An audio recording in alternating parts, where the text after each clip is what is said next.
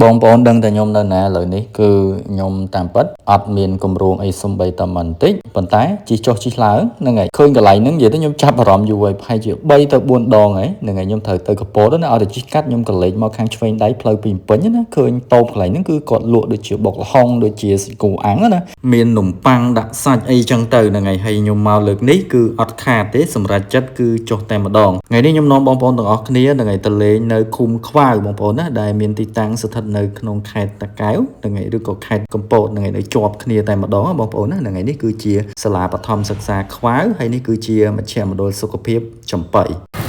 បងប្អូនឥឡូវខ្ញុំកំពុងតែស្ថិតនៅខ្វាវបងប្អូនហ្នឹងហើយនៅខេត្តតាកែវដោយសារខ្ញុំគាត់ជិះកាត់ចុះជិះឡើងទៅឃើញមាន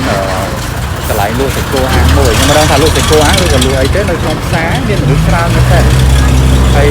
នេះបងប្អូននេះផ្លូវយើងបុកពីកន្លែងផ្លូវ8ហ្នឹងហើយផ្លូវមួយបុកទៅកពតហើយមកខាងឆ្វេងដៃនេះ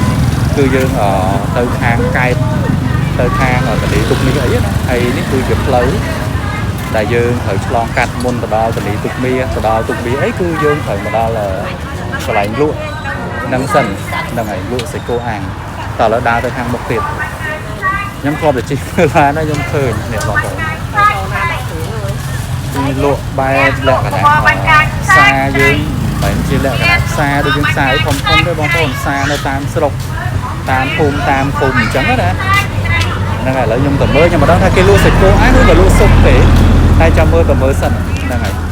ដើរទៅបដាពោះខ្ញុំក៏គោបដាដែរហ្នឹងហើយគេមានលក់ដូចជានំប៉ាវនៅទល់មុខខ្ញុំនេះគឺតូបគេបុកល្ហុងណាហ្នឹងហើយនៅជាប់ហ្នឹងគឺគេមានលក់ដូចជានំប៉័ងដាក់សាច់ហ្នឹងហើយនំប៉័ងប៉ាតេហើយនៅក្បែរហ្នឹងគឺឈ្ងុយនេះគឺគាត់កំពុងតែអាំងសាច់គោអាំងណាហ្នឹងហើយសាច់គោអាំងនេះតើបងប្អូនមើលតម្លៃប៉ុន្មានដែរបងប្អូនឃើញវាធំអញ្ចឹងហ្នឹងហើយតម្លៃវាគឺធូរមែនតើបើសិនជានៅភ្នំពេញមួយចក្កប្រហែលជា2000 2500អីហើយប៉ុន្តែសម្រាប់អ្នកលក់នៅតាមលក្ខណៈដូចយើងតាមភូមិតាមឃុំនេះគឺធូរថ្លៃទេបងប្អូនគឺមួយចក្កគឺតាម1000រៀលទេហ្នឹងហើយហើយសំខាន់ក្លិនគឺឈ្ងុយប៉ុន្តែតាក់ទងជាមួយរសជាតិចាំបន្តិចទៀតចាំខ្ញុំឲ្យរែងហើយតូបមួយជួរនេះគឺសិតតែគ្នាគាត់ទេយើងអាចកំងខាងណាក៏បានដែរហ្នឹងហើយដល់ពេលហើយគឺគាត់រៀបចំតុឲ្យយើងគឺនៅខាងមុខទៀតមានតាំងពីនំប៉័ងមានតាំងពីបុកល្ហុងក៏ដូចជាគេហៅថាមានកាហ្វេមានអីអញ្ចឹងណាតូបគាត់គឺមួយជួរហ្នឹងគឺសិតតែប្រហែលជាខ្ញុំគិតថាបងប្អូនគាត់ទេដឹងហ្នឹងហើយនំប៉័ងដាក់សាច់នេះក៏តំណងដែរប៉ុន្តែដោយសារខ្ញុំអត់សូវចង់ទេថ្ងៃនេះហ្នឹងហើយចង់ហូបលក្ខណៈអីអាំងអញ្ចឹងណា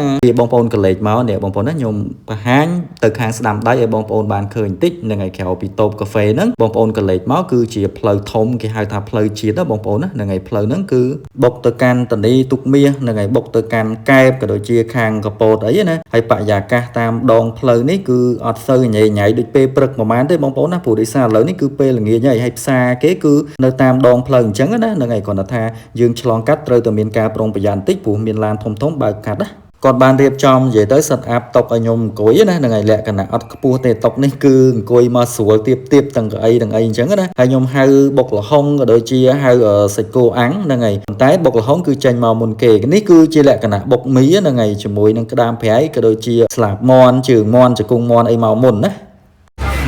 ដាក់មួយម៉ាត់មើលនេះរសជាតិមិនដែរបុកល្ហុងនេះបុកមី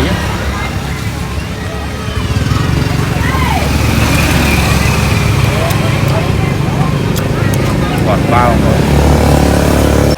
mặt thiệt sẵn mặt viên chạp trớn là cục lấy sạch cua mặt đó đấy mà cha nít cho thèm vào cái cạnh ta nít bây giờ toàn cục làm bất nhưng mà đây hộp này con trong bàn trong tay sẵn đấy ta lấy về xa heo ấy cho nên đặt thèm đó không cả một chút mà nè sắp thì cân mà tôi thèm tới như này tốt đặt thèm lần được chui đây អូខេឥឡូវខ្ញុំចាប់ផ្ដើមឲ្យ red តាក់ទងជាមួយតម្លៃគឺខ្ញុំឲ្យ8លើ10ហ្នឹងហើយតាក់ទងជាមួយនឹងសាច់ហ្នឹងហើយបរិមាណណាខ្ញុំឲ្យ7លើ10ព្រោះដោយសារសាច់រៀងច្រើនប៉ុន្តែបើសិនទៅលើរសជាតិខ្ញុំឲ្យ6លើ10ព្រោះដោយសាររសជាតិគឺរៀងផ្អែមបងប្អូនអានេះខ្ញុំនិយាយចេញពីភាពស្មោះត្រង់របស់ខ្ញុំប្រហែលជាខ្ញុំអ្នកដែលគាត់អត់ចូលចិត្តផ្អែមមិនដឹងឬក៏យ៉ាងម៉េចមិនដឹងហើយសម្រាប់ជ្រក់ក៏ផ្អែមដែរហ្នឹងហើយអញ្ចឹងខ្ញុំឲ្យត្រឹមតែ6នៅលើ10ទេអរគុណច្រើនជម្រាបលា